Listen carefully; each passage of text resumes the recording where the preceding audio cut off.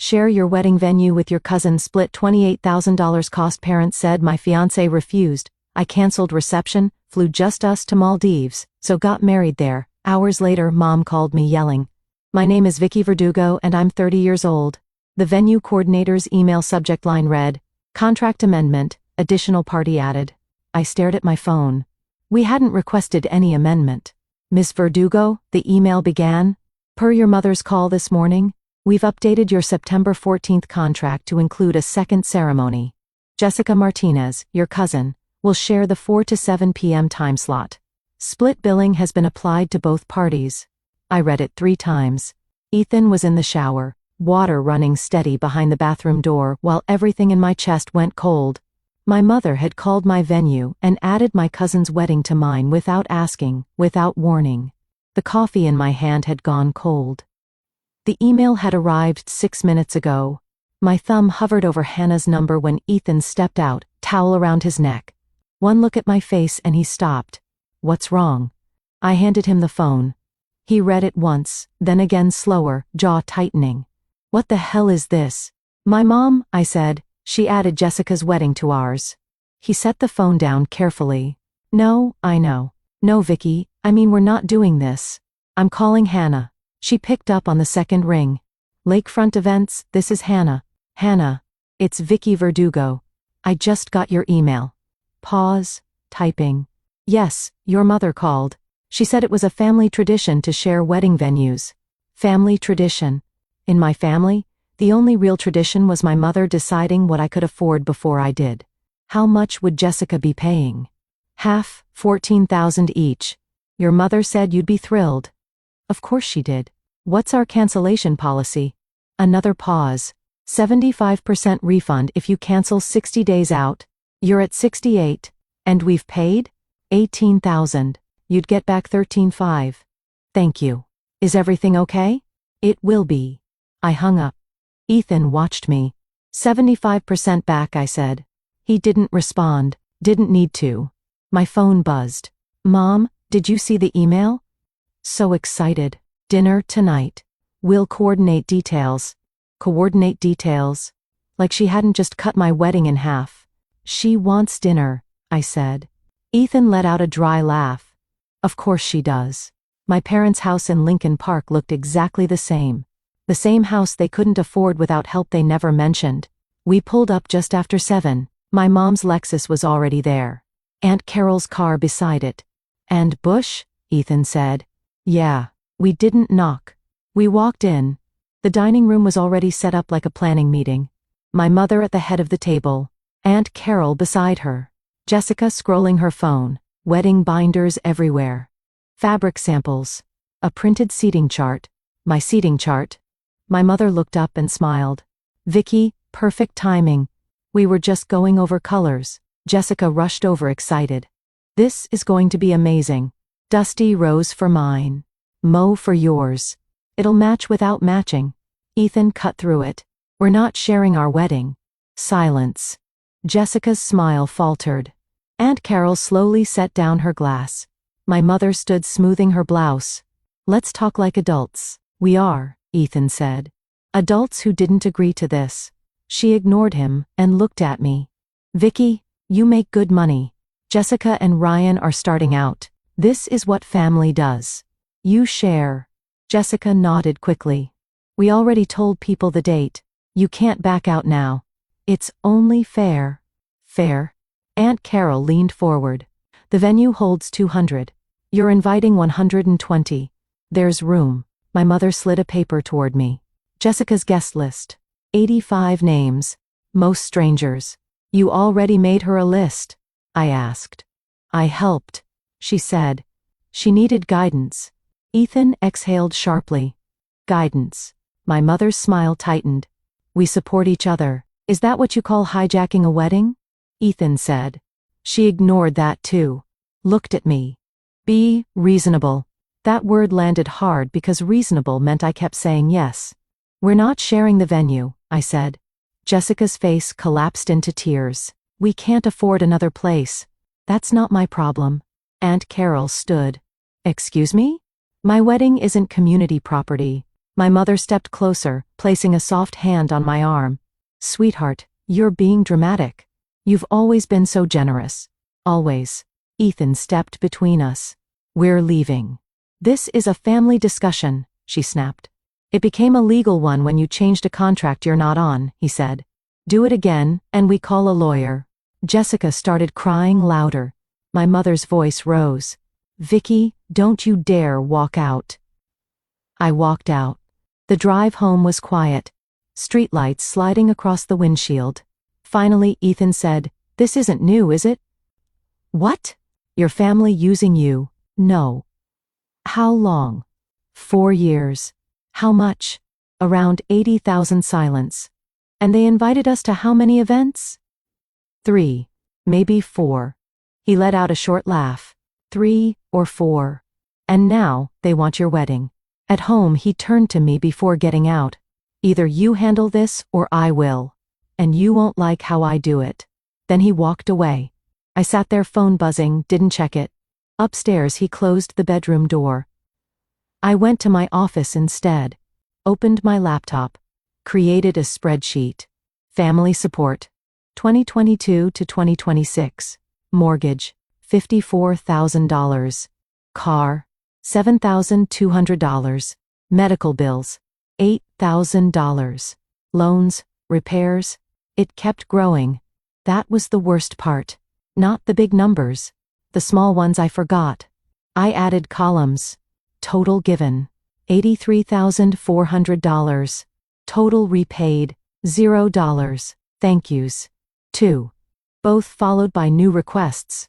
I opened the contract. Section 12, TOR, 75% back. Then another tab. Maldives. Overwater villa. Private ceremony. Sunset. Total. Less than what I'd get back. The bedroom door opened. Ethan leaned in. You're still up. I'm looking at numbers. He came closer. Read everything. Slowly. Spreadsheet. Contract. Maldives. Then he looked at me. You'd actually do it. You told me to handle it. A pause. Then quiet. Steady. Good. Ethan didn't argue. Didn't soften anything. He just sat beside me. Show me everything. So I did. Every line. Every transfer. Every quiet decision I'd made to keep the peace. When I finished, he leaned back slightly. $83,000. And they repaid $0. $0. And now they want your wedding. I clicked to the Maldives tab. He stared at the photos longer this time. You'd cancel everything? If I don't, I said this doesn't stop. He nodded once. Then don't. That was it. No drama. Just decision. I opened the booking page. Enter the dates. September 12th to 15th. Overwater villa. Flights. My fingers hovered over confirm. My phone buzzed. Mom, you embarrassed Jessica. Call me. I looked at the spreadsheet. $83,400. $0. I clicked confirm. Done. The next morning, I submitted the cancellation. The form asked for a reason. I typed unauthorized contract changes. Deleted it. Replaced it with change of plans. Submitted. Hannah called 5 minutes later. Is this about yesterday? My mother changed a contract she's not on. I'm so sorry. Your cousin called. She asked about her half. Her half of my money. There is no half, I said. There's no wedding. I hung up. Ethan handed me coffee. Done? Done. How do you feel? Like I should have done it years ago. We told his parents first. Coffee shop. Simple. Calm. We're eloping. Ethan said. Miles. His mom didn't even blink. Because of her family. Because I'm done funding people who don't respect me. I showed them the spreadsheet. His dad read it slowly. This is financial abuse. No hesitation, no sugarcoating. His mom squeezed my hand. You're doing the right thing. It felt steady. By noon, my phone exploded. Messages, calls, voicemails. Mom, what did you do? Jessica, you can't cancel. Aunt Carol, selfish. Emma, Mom's crying. I muted everything. For the first time, I let them wait. They didn't wait. At 3 p.m., my receptionist called. "Vicky, your mom is here." Of course she was. I went downstairs. She was already crying. "You embarrassed me. You embarrassed Jessica. You changed my contract. I was helping. You committed fraud." "Don't say it like that. People were watching. After everything we've done for you," I pulled out my phone, showed the spreadsheet. "You took $83,000 from me. I got invited to 3 events. Do the math." She didn't look. "That's different." "No, it's not. You're selfish. I've been generous. You just got used to it." Her voice dropped. "If you don't fix this, we're not coming." I held her gaze. "Then don't." I turned and walked away. That night, Jessica posted, "When family abandons you right before your wedding, Ethan showed me." You want to respond? No. I opened the family group chat, typed everything. The contract, the numbers, the truth. Attached the spreadsheet. "I'm not funding a family I'm not part of." Sent. Then I left. My phone rang immediately. I turned it off. Ethan looked at me. "Feel better? Ask me tomorrow." My dad called later. "Quiet. Careful. You didn't have to do that. She made it public first." Pause. "I didn't know it was that much." "You never asked." Silence. "Where are you going?" "Maldives." Same day. Another pause. "Your mother won't take this well. She hasn't taken anything well in 4 years." He hung up. The night before the flight we packed. 2 carry-ons. Simple dress. Navy suit. No extras. No noise. Ethan looked at the villa photos again. "How much per night?" "Less than what I pay my parents monthly." He shook his head. The irony. My phone buzzed. "Emma. They're coming to the airport." I showed Ethan. He looked at me. "What do you want to do?" I picked up my bag. "Let them try." I spotted my mother before we even reached the terminal doors. She stood outside departures. Arms crossed. Like she owned the space the way she always had. My father lingered a step behind her. Quieter. Smaller. Ethan saw them too. "You've got to be kidding me," he muttered. We parked in the garage instead of pulling up front, buying ourselves a few extra minutes. In the elevator he said softly, "Last chance. We can still go another way." I shook my head. "They'll follow." The doors opened. We walked straight toward them. My mother intercepted us immediately. "Vicky, we need to talk. We have a flight." "Cancel it." "No." She spoke fast. Urgent. Already losing control. "Jessica found another venue. Smaller, but it works. We can still fix this." "We're not fixing anything." Ethan stepped slightly in front of me. She ignored him. "You're making a mistake. You're choosing strangers over your family." I let out a quiet breath. "Strangers don't bill me for love." My father finally spoke. "Just hear her out." "I did," I said. "When she changed my contract?